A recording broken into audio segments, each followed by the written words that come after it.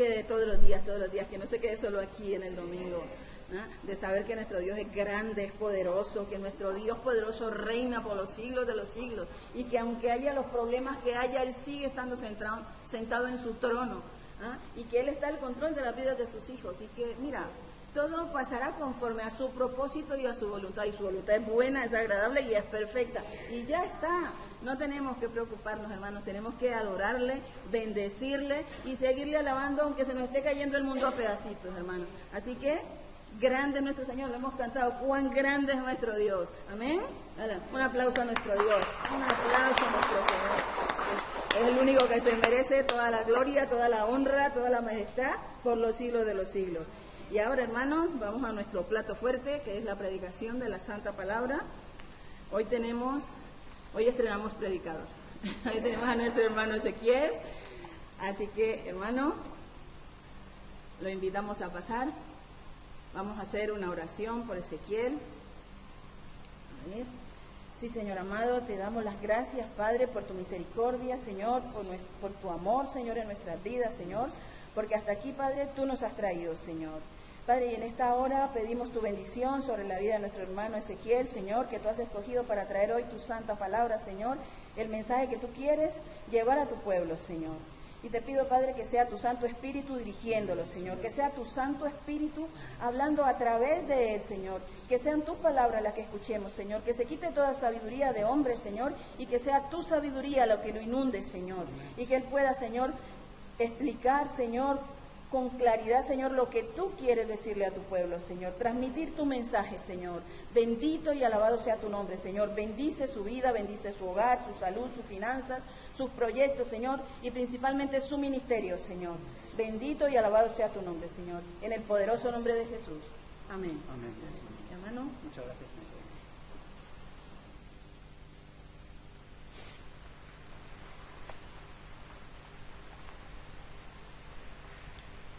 Bueno, primero que nada, no sé si se me oye, pues quería transmitiros, como miembro de la Iglesia de Puerto de Sagunto, pues la bendición de nuestra congregación y de los pastores Ruth y Esteban, que os quieren mucho, como ya sabéis.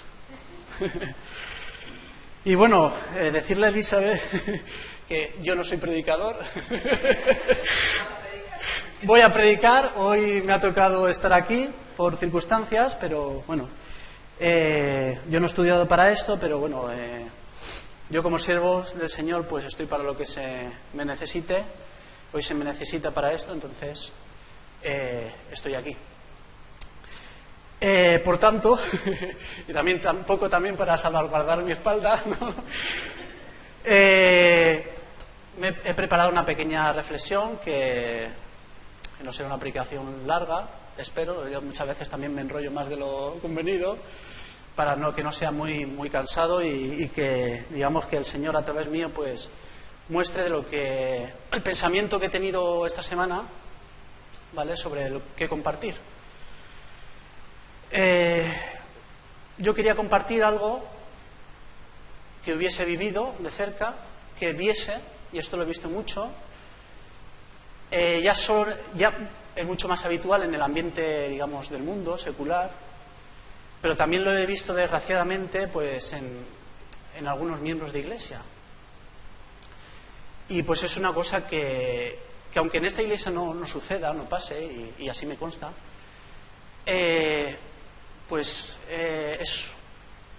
tenemos que tenerlo como una precaución en nuestras vidas, individualmente y a nivel de congregación, en comunidad, de que pedir al Señor que esto no nos pase y que el Señor nos guíe en toda palabra suya y que no caigamos en este error, porque como humanos somos propensos a caer muchas veces.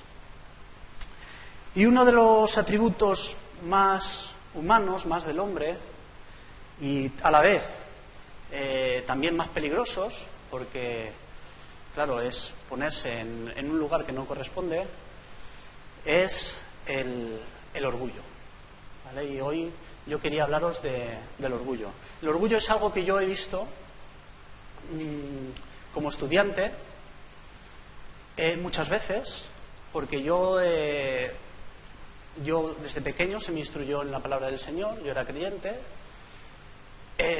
mis cosas me trajo en el colegio, durante el instituto, y como no en la universidad, donde la presión es mucho más fuerte. Y yo durante todo ese tiempo, me he enfrentado, enfrentamiento sano, ¿vale? He discutido, he conversado con muchos ateos. Ya sabéis que los ateos de Dios es de lo último que quieren saber. Dice el ateo en su corazón, bueno, el ateo de por sí, digamos, no quiero generalizar a todos los ateos, pero digamos el pensamiento ateo es necio de por sí. Y dice la palabra del Señor que dice el necio en su corazón, no hay Dios. Justamente ateo significa en griego a, de no haber, y teo, de todo lo relacionado con Dios o con el Señor. Bueno, yo me he encontrado mucho de esto a lo largo de mi corta vida, porque soy joven todavía. Y también leí o vi características de personajes bíblicos que tenían esa condición de soberbia, de altivez, en definitiva, de orgullo. Y entonces lo que yo quería compartir con vosotros en esta mañana se encuentra en el libro de Esther.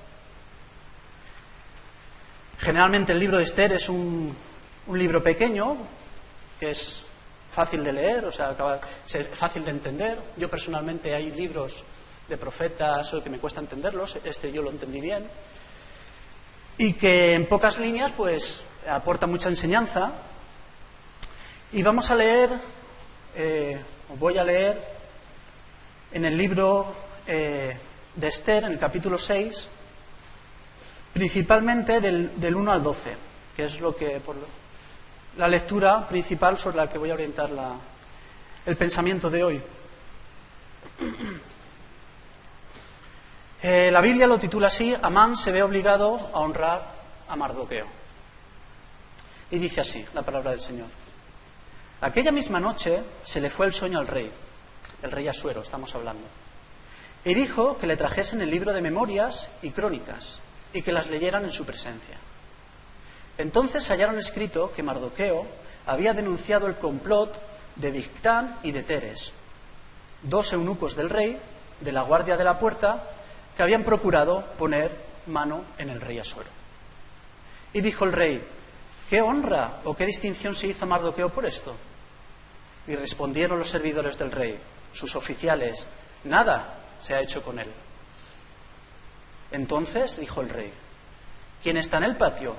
Y Amán había venido al patio exterior de la casa real para hablarle al rey para que hiciese colgar a Mardoqueo en la horca que él le tenía preparada. Ahora veremos un poco el contexto en el que se movía este capítulo. Y los servidores del rey le respondieron: he aquí, Amán está en el patio. Y el rey dijo: que entre. Entró pues Amán y el rey le dijo: ¿qué se hará al hombre cuya honra desea el rey? Y dijo Amán en su corazón: ¿a quién deseará el rey honrar más que a mí? Y respondió Amán al rey: para el varón cuya honra desea el rey, traigan el vestido real, de que el rey se viste, y el caballo en el que el rey cabalga, y la corona real que está puesta en su cabeza. Y den el vestido y el caballo en mano de alguno de los principales más nobles del rey, y vistan a aquel varón cuya honra desea el rey, y llévenlo en el caballo por la plaza de la ciudad, y pregonen delante de él: así se hará el varón cuya honra desea el rey.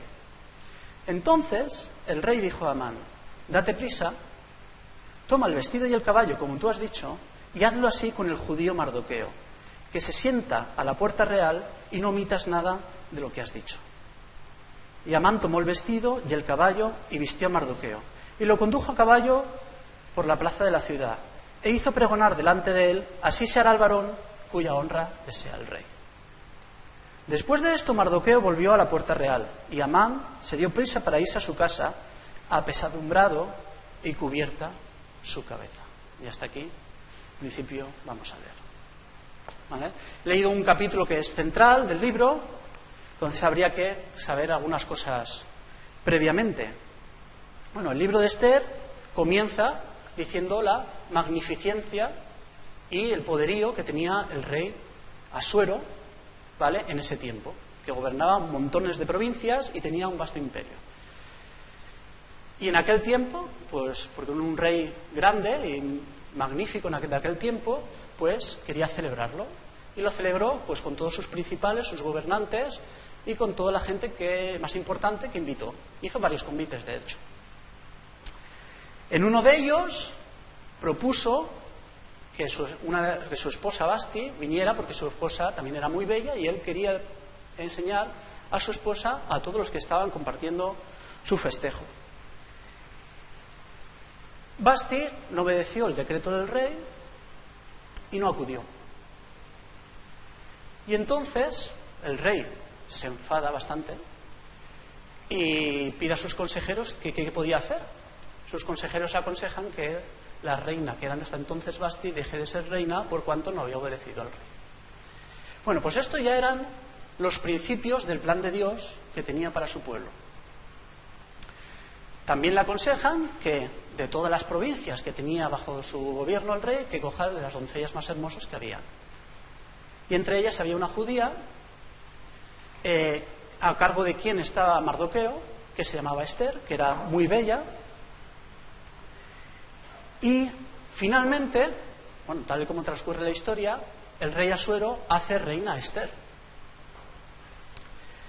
Mardoqueo, claro, tenía, digamos, a Esther, que tenía un cargo muy principal dentro del palacio del rey. Se da cuenta un día que dos gobernantes de su puerta, del rey, estaban, digamos, que conspirando contra él. Esto se lo hace saber a Esther, Esther se lo hace saber al rey, y el rey, pues, comprueba que es verdad, que estaban conspirando contra él, digamos, elimina la conspiración, y ahí se queda escrito en las crónicas del rey. Sin embargo, Mardoqueo no obtuvo nada por aquello. Se quedó, ¿vale? Digamos, tampoco pidió nada. Él lo que quería es, digamos, mantener al rey, era su deseo, como hizo. Muy bien, no se sabe por qué, no lo dice la Biblia, pero Amán tuvo que hacer algo que fuese importante, porque el rey engrandeció a Amán sobre todos los príncipes. Y aquí está lo principal que os quiero hacer saber. Amán recibió ese mandato del rey, lo hizo muy suyo, se engrandeció en gran manera, ¿vale?, tal y como lo había hecho el rey. Tanto que no soportó en ningún momento que un judío que estaba sentado a la puerta real no quisiese inclinarle ni darle la gloria a Amán, a quien el rey había dicho que había que darle la gloria, sino que Mardoqueo, como por su condición judía, solo daba la gloria al Señor de los cielos. Y eso a Amán le cayó como un jarro de agua fría. De hecho, intentó hacer lo posible por que Mardoqueo pues lo pasase mal. Y no pudiendo en principio encontrar nada contra él, salvo que daba en lugar de dar la adoración a Amán o de rendirse, arrodillarse ante él, la daba a su Dios, que eso en aquellos tiempos podía ser algo que podía ser replicable, pero ya sabemos que para Dios no, que eso es más bien algo que debemos hacer. Pues en esto, que no solo Amán la coge tirria, por decirlo así de alguna manera, contra Mardoqueo, sino contra todo el pueblo de Israel. Tanto es así que lo que hace es firmar un edicto para que todo el pueblo judío sea exterminado, sea erradicado del reino del rey Asuero, porque Mardoqueo, como uno de los judíos, pues no hacía reverencia a Amán, entonces se supone que al rey tampoco. Y esto era el pretexto que ponía Amán. Si a mí no me hace reverencia, que me ha puesto el rey sobre todos los príncipes, ¿cómo va a hacer reverencia al rey? Y ese era su pretexto para hacer caer a Mardoqueo y con él a todo el pueblo. Muy bien, Dios ya se había provisto de un plan perfecto, y era que justamente nadie lo sabía en aquel entonces, pero Esther, que había sido cuidada en casa de Mardoqueo toda su vida, era la reina y era judía. Muy bien, yo sobre todo me quiero centrar en la condición que tuvo, gracias, que tuvo Amán, ¿vale?, de engrandecerse sobre todas las cosas. Es verdad que el rey lo engrandeció, pero que él todavía se engrandeció más, ¿vale? Tanto que, y lo veremos, que se puede entrever que quizás se engrandeció incluso sobre el rey Asuero de ese momento. Muy bien. El orgullo como atributo humano, y como todos los atributos o toda cosa que la podemos pensar antes o después, tiene dos caras. Como toda moneda tiene dos caras. Tiene una cara que puede ser buena, que podemos usar para bendecir, que es bueno que esté en nosotros, y otra que, al contrario, es mala, es maligna, que no debemos de tener ni albergar, ¿vale? Y que como cristianos todavía menos. Y voy a decir, ¿cuál es la cara buena del orgullo? ¿Vale? El lado bueno es que es normal y es lícito y que uno se sienta orgulloso de vez en cuando. Tú puedes sentir orgullo, pues, de alguna meta que te has fijado y la has conseguido. Puedes sentir orgullo de tu hijo, puedes sentir orgullo de tu padre, te puedes sentir orgulloso de cómo te va en la vida, te puedes sentir orgulloso de mil y unas cosas, ¿vale? Y ese orgullo es bueno, claro, pero ese orgullo tiene límites, ¿vale? Es un orgullo limitado, pero es un orgullo que te hace estar bien, es satisfactorio y no perjudica a nadie, ¿vale? En tanto no se va, digamos, de tu contexto. Sin embargo, el orgullo negativo es un orgullo, es un atributo que hace que tú te sientas superior a tu prójimo, que seas superior a los demás. Y ahí es donde ya empieza a entrar la negatividad, a entrar, digamos, la maldad en el corazón del hombre.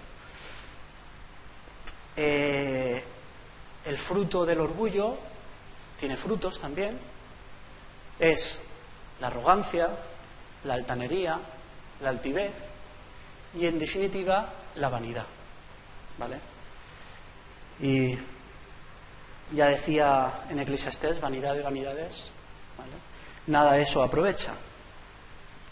Muy bien, pues ya sabemos las dos caras que tiene el orgullo, y podríamos decir una definición que resumiría todo esto que he dicho hasta ahora, y es que el orgullo se puede definir como la estimación que se tiene de uno mismo, exagerada o entendida como subvalorada. Es decir, tú tienes hay tres formas de verse: cómo te ves tú, ¿vale?, cómo te ve el otro y cómo te ve Dios, ¿vale? Cómo te ve Dios es realmente como tú eres. Cómo te ves tú puedes errar realmente en cómo te ves tú. Y cómo te ve el otro también puedes errar, porque el otro muchas veces te puede llevar a que te veas como realmente no eres, ¿vale? Y esto también a lo mejor es lo que le pasó a Amán. Entonces, si tú tienes una condición exagerada y el de al lado, digamos, no va acorde con esa condición que tú tienes, muchas veces te sientes infravalorado, subvalorado. Y entonces es cuando tienes el efecto rebote y renace el orgullo como diciendo, realmente yo no merezco esto, o yo no soy esto, o yo merezco más, ¿vale? Y esa es forma parte de la definición, ¿vale? No solamente es ser altanero, ser ególatra, sino que puede ser también, pues, por una condición en la que tú pienses que el que tienes al lado siempre es más bajo que tú. Y cuando no te corresponde, pues aflora el orgullo. Claro, esto decepciona, ¿vale?, a la persona que es orgullosa. Cuando hay orgullo, le decepciona porque el mundo no gira en torno a ella, ¿vale? Pero bueno, esto ya supongo que lo sabemos, y no solo yo, que muchos lo hemos visto. Hemos tenido la oportunidad en nuestra vida de encontrarnos alguna vez, aunque sea, con una persona que sea orgullosa. Bueno, pues Amán estaba lleno de este orgullo. Vemos en el versículo 6 que nada más entrar en palacio, cuando el rey le dijo pensando en Mardoqueo, porque no le había, recompensado en nada aquella buena obra que hizo, cuando entró y dijo el rey, ¿qué será el hombre cuya honra desea el rey? Amán, lo primero que piensa, de repente, es, ¿a quién deseará al rey honrar más que a mí? Claro, si yo soy el más. Muy bien. Y además, ¿quién va a merecer más honra que Amán? Entonces, él quiere ya esa honra. Él quiere ser distinto a los demás, y no distinto en el sentido negativo, sino en el sentido positivo. Él quiere todo el reconocimiento. Aquí se entrevé y se denota egoísmo, ¿vale? Porque es uno de los frutos también del orgullo. Solo estaba pensando en sí mismo, porque si por un momento hubiera pensado en la posibilidad mínima de que no estuviese hablando de él, pues no hubiera dicho esas palabras. Dijo, debe tratarse de mí. Muy bien, seguimos en el versículo del 7 al 9. ¿Qué es lo que pide, pensando en él mismo, Amán, que se tiene que hacer con la persona a la que el rey quiere honrar? Y dice, para el varón cuya honra desea el rey, traigan el vestido real. Es decir, quiere la gloria del rey o la gloria de un rey. Quiere su vestido. Y el caballo en el que el rey cabalga. A los caballos normalmente eran animales que eran, digamos, los carros de combate de aquel tiempo. ¿Vale? Si un rey tenía, y este rey tenía mucha notoriedad porque había conseguido mucho, seguramente era porque, yo no conozco mucho de historia, Esteban sabe más de esto que yo, había conquistado muchas tierras mediante batallas, y en las batallas se mandan caballos. Muy bien. El caballo entonces es un reflejo del prestigio que ha conseguido un rey, porque es el prestigio de las victorias conseguidas. Esto es lo que quería Amán, el caballo en el que el rey cabalga. Quería no solo su gloria, su vestido, sino su prestigio. Y no contento con eso, dice, y la corona real que está puesta en su cabeza.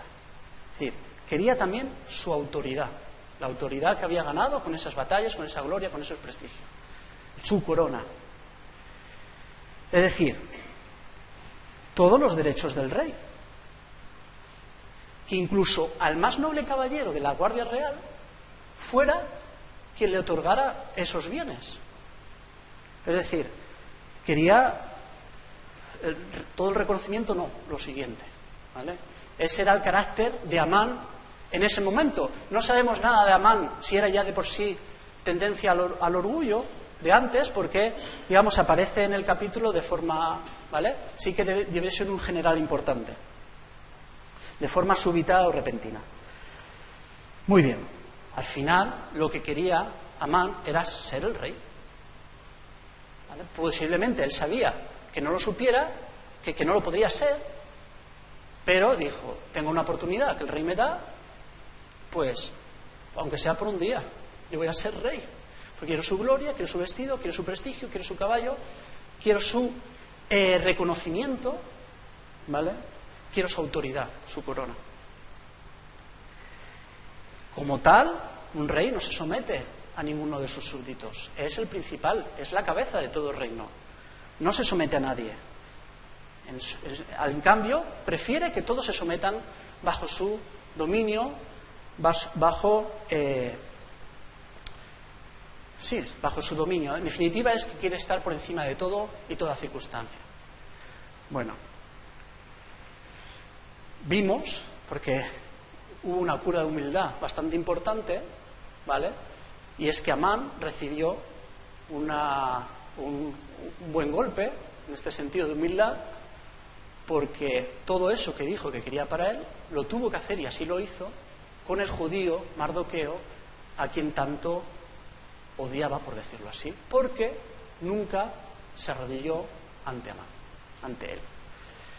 Y no le bastó esa humillación, esa cura de humildad, que siguió R.K.R. y siguió sus tesis, y seguimos leyendo en el capítulo, incluso el siguiente capítulo, el día 7, que titula Amán es ahorcado.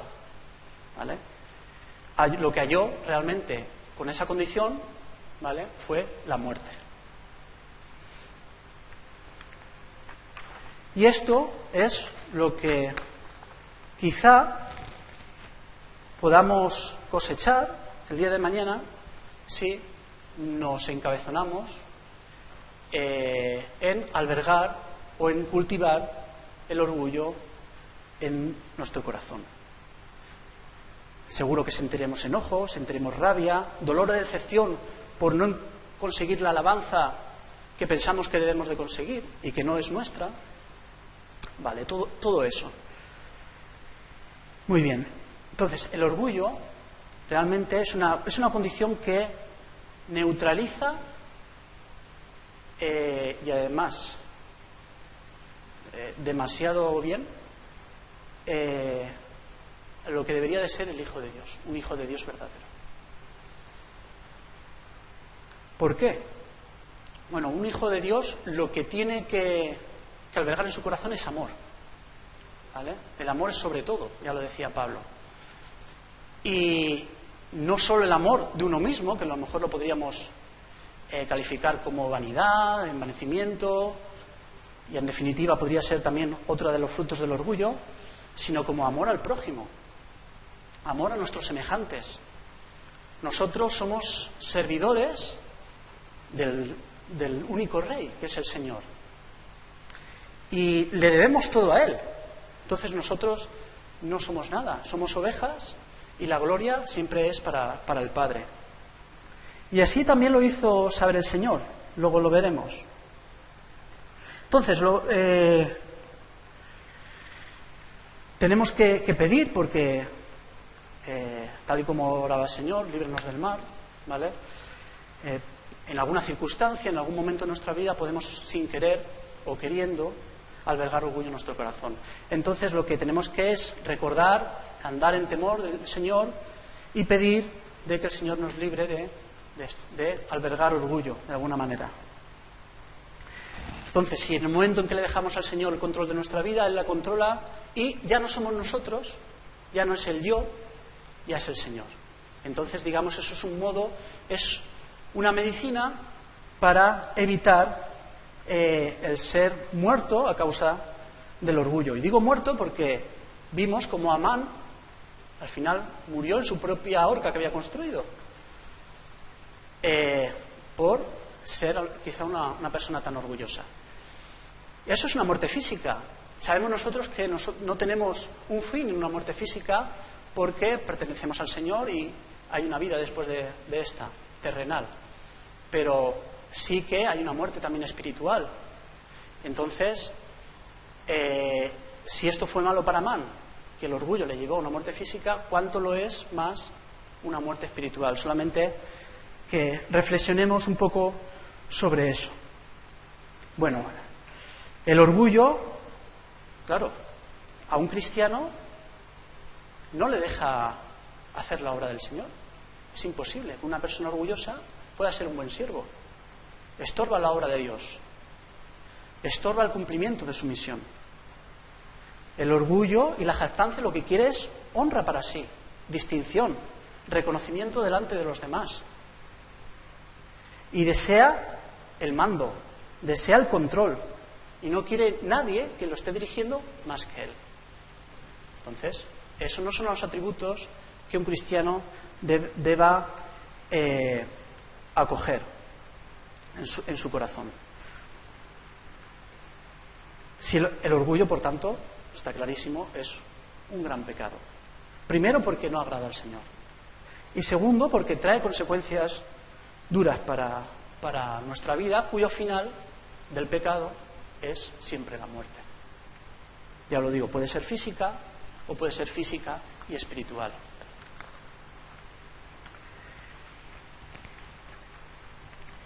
Muy bien, el orgullo también tiene una cualidad y es que es muy engañoso. La persona orgullosa no se da cuenta de que es orgullosa. Digamos que el orgullo ciega. y lo que evita es que tú tengas una necesidad. Realmente la única necesidad de la persona orgullosa es que tú le des lo que él quiere. Se alimenta así. Pero realmente es un espejismo de la real necesidad, y es que nosotros necesitamos del Señor, necesitamos de Dios, y esa es nuestra necesidad. Que quien es ateo, claro, no puede llenar esa necesidad con Dios. ¿Con quién la llena? Con orgullo. Necesitamos de su ayuda, necesitamos de su perdón, necesitamos de su misericordia, de su poder. Muchas veces el orgullo trata de justificarse por todos los medios, con cualquier cancusa, cualquier excusa.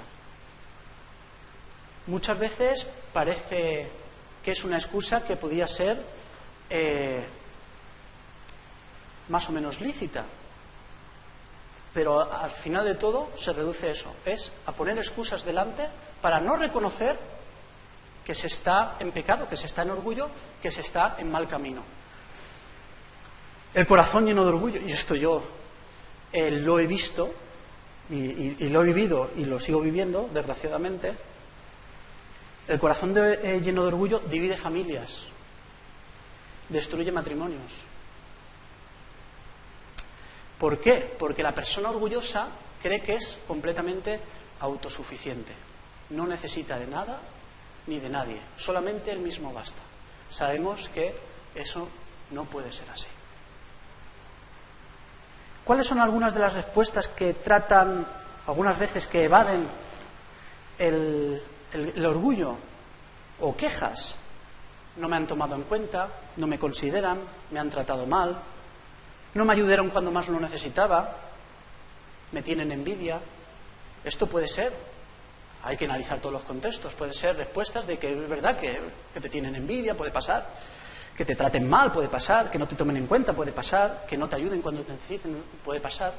Pero muchas veces estas son las pretextos, por decirlo de alguna manera, que expone la persona orgullosa cuando ve que en su ambiente no recibe la gloria. ¿Vale? No es que esa persona le tengan envidia, sino porque esa persona se siente superior, no recibe pues esa condecoración, digamos, que es la alabanza, y no es que le tomaron en cuenta ni le trataron mal, sino que es una persona o que alberga mucho orgullo y que es susceptible y se resiente cuando no obtiene ese feedback, esa retroalimentación, esa vuelta a lo que él da. Porque una persona orgullosa lo que piensa es en recibir siempre, no piensa en dar. Y si piensa en dar y da, es para luego recibir más. Así que muchas veces, no quiero decir que sea siempre, todos estos pretextos, la raíz última y verdadera que esconde es el orgullo, en cierta manera, ¿vale? Porque hay niveles. Hemos visto un nivel muy alto que era el de Amán, pero hay muchos niveles de orgullo. Además, el orgullo se niega a perdonar y mucho menos a pedir perdón. Siempre se fija en lo suyo propio y no se fija en los demás. Entonces, claro, lo que quiere es seguir realimentando ese orgullo, porque el orgullo es como un pozo hambriento sin fondo. Siempre quiere más y más y más y más. Nunca tiene fin, ¿vale? En ese sentido es como el pecado, ¿vale? Y el orgullo lo podemos ver, por ejemplo, te hace una persona que al final es desagradable. Una persona orgullosa, el trato de una persona orgullosa suele ser desagradable. Y esto, digamos que el menosprecio, por ejemplo, te hace menospreciar al prójimo, y esto no es agradable para nada para el Señor. Y lo podemos ver en Proverbios 14:21, si lo buscamos.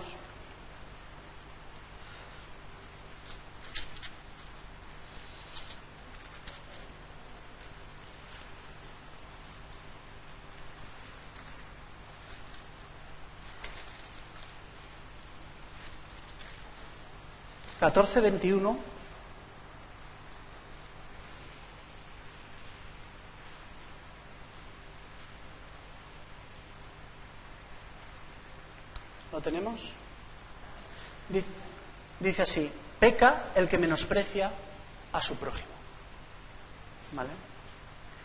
Y en Gálatas 6, del 1 al 3, también podemos ver alguna referencia.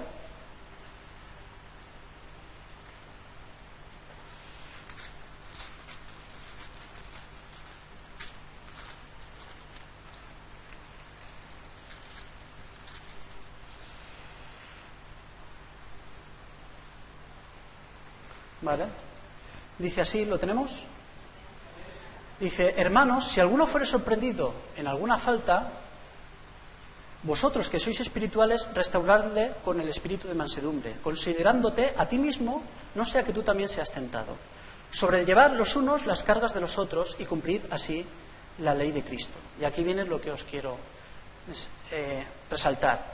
Porque el que se cree ser algo, no siendo nada, a sí mismo se engaña. Así que cada uno someta a prueba su propia obra y entonces tendrá motivo de gloriarse solo respecto de sí mismo y no en otro. ¿Vale? Y Pedro 5, primera de Pedro 5, versículos del 5 al 6, podemos encontrar de qué hace el Señor con el orgulloso, con el soberbio. Primera de Pedro 5, versículos 5 y 6. Y dice así: igualmente, jóvenes, estad sujetos a los ancianos, y todos sumisos unos a otros, revestidos de humildad, porque Dios resiste a los soberbios y da gracia a los humildes. Humillaos, pues, bajo la poderosa mano de Dios, para que Él os exalte cuando fuere tiempo. ¿Vale? El que salta, al final, es el Señor. No debe de saltarse uno mismo. Muy bien. Seguro que recordamos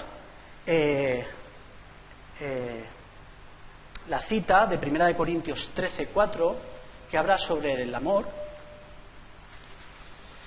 Aunque no lo tengáis, no hace falta que lo busquéis, lo vamos a leerlo, ¿vale? Que dice, sí que lo conocemos, el amor es sufrido, es benigno, el amor no tiene envidia, el amor no es jactancioso, no se envanece, no hace nada indebido, no busca lo suyo, no se irrita, no guarda rencor, no se goza de la injusticia, mas se goza de la verdad.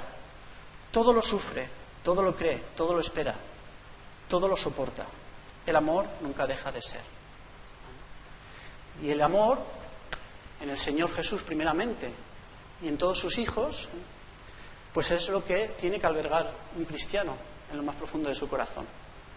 Y esto, si lo vemos, es totalmente opuesto a los frutos que no produce el amor, sino que produce el orgullo.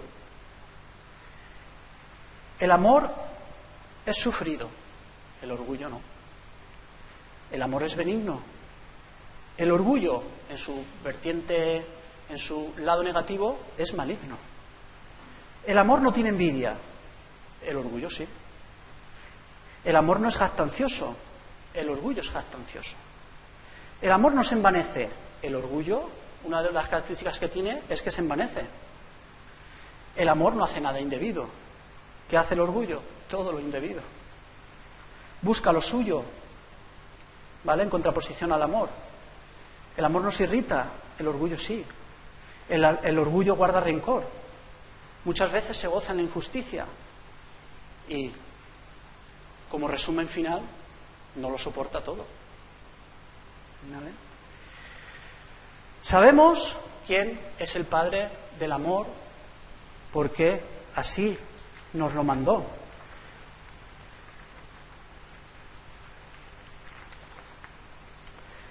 ¿Vale?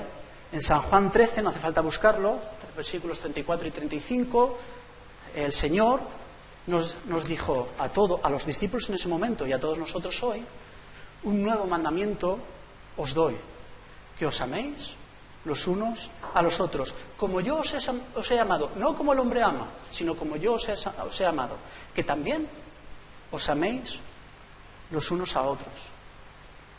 Bueno, amarnos a nosotros mismos ya no nos hace falta, porque nosotros ya ponemos mucho de eso en nuestra cosecha, como humanos. Y también dice en Corintios 10:24 ninguno busque su propio bien, sino el del otro. Y así, en comunidad, pues nos va bien.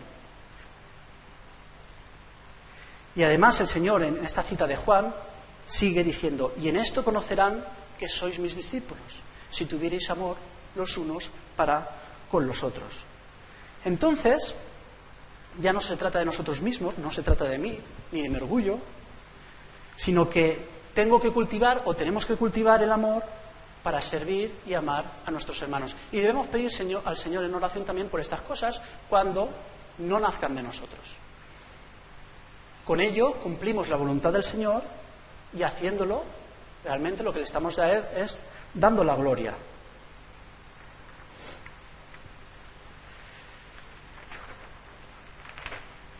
Y como siempre, miremos al ejemplo que tenemos que mirar.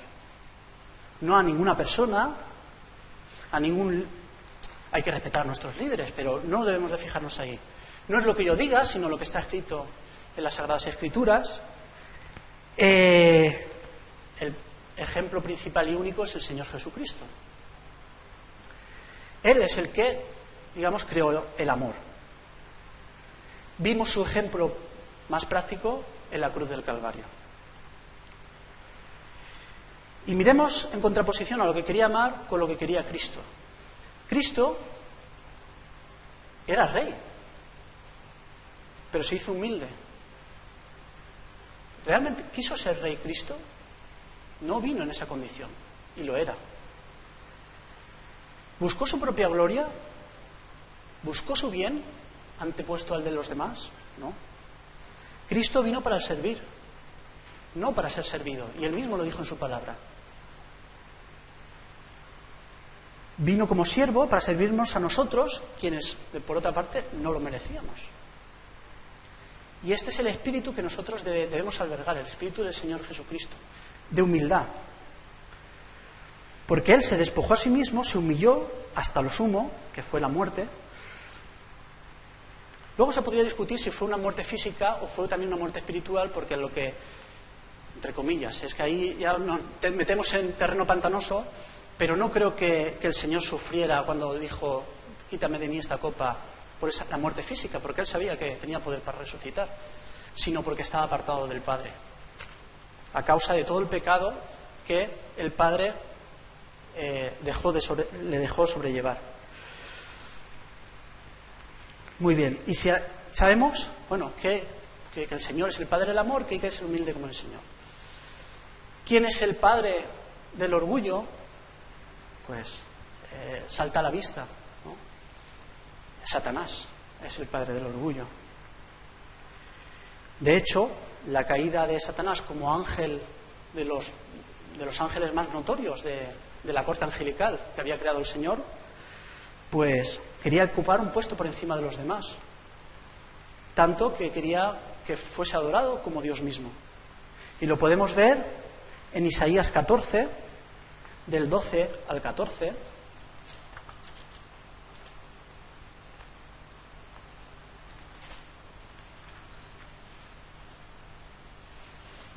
Dice así, el versículo 12, capítulo 14: ¿Cómo caíste del cielo, oh lucero, hijo de la mañana? Cortado fuiste por la tierra, tú que debilitabas a las naciones. Tú que decías en tu corazón: subiré al cielo, en lo alto, junto a las estrellas de Dios. Levantaré mi trono y en el monte del testimonio me sentaré a los lados del norte. Sobre las alturas de las nubes subiré y seré semejante al Altísimo.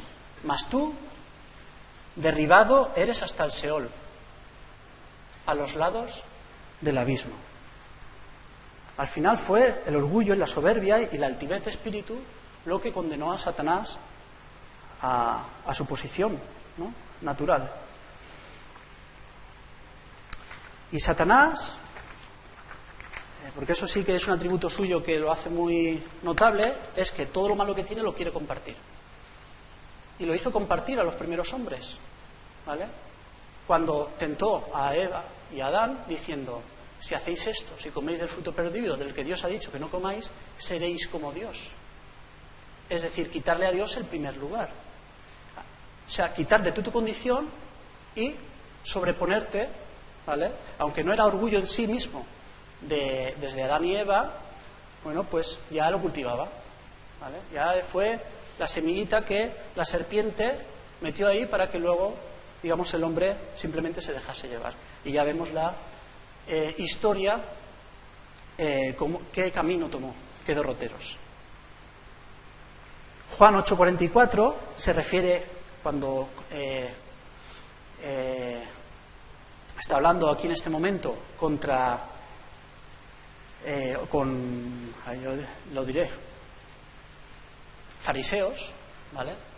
Judíos de la secta de los fariseos, y está hablando con ellos y habló de deseos de su padre Satanás.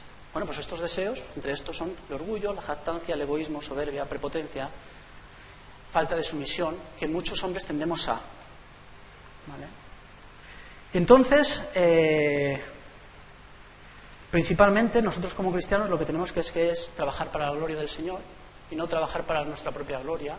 Y trabajando para la gloria del Señor, ¿cómo la trabajamos? Trabajándolo para los demás, para el que necesita, para el que está enfermo visitándolo, para el que necesita comer dándole de comer.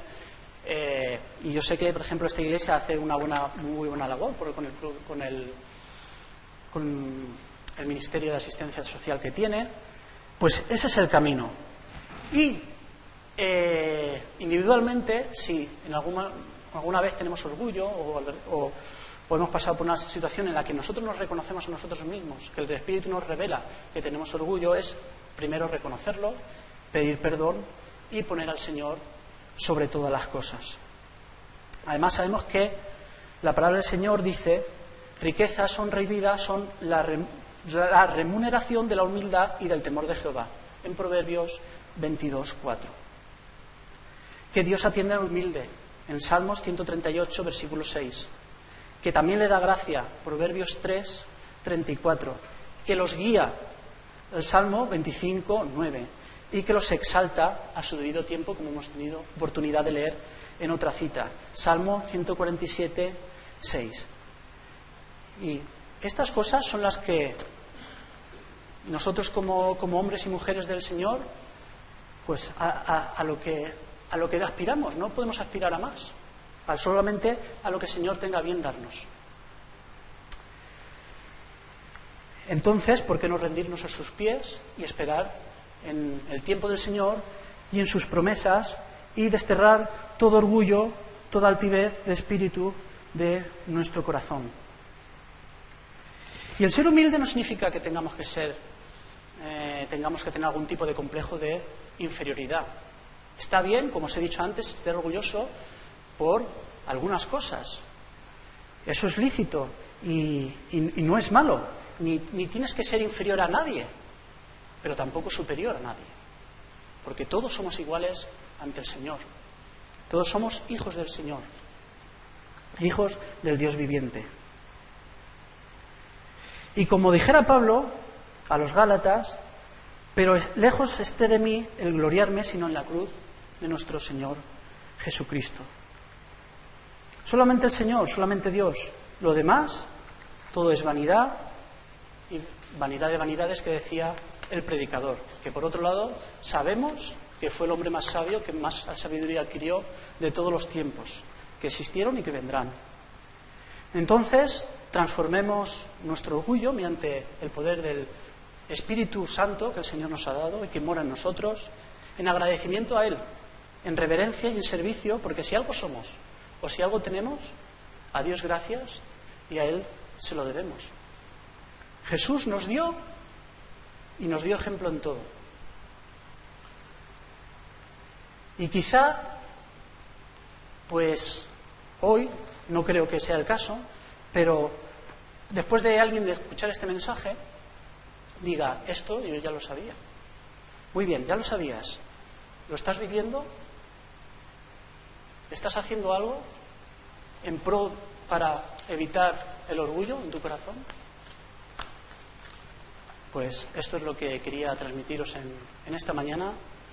Y pues eso, que la gloria sea al Señor por siempre y en todo tiempo. Bendiciones.